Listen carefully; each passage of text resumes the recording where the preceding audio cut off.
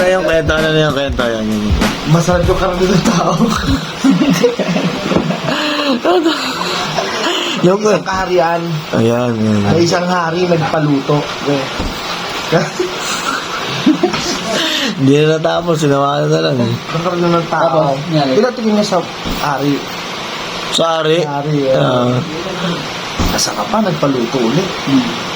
Nagpaluto ulit. Ano lang yun pero parang true to life story ata talaga yun sa ibang bansa. Kakapulutan pala. Kakapulutan pala. Hindi, nagluto siya ulit. Nagluto siya. Ang ginawa, pinapangit na lang. Kaya hindi na uso yung pagkain ng tao sa nila. Kasi maubos sila. Di ba? Easy. Yun. Ayan. Tisap, tisap. Tisap ka ba? Yan.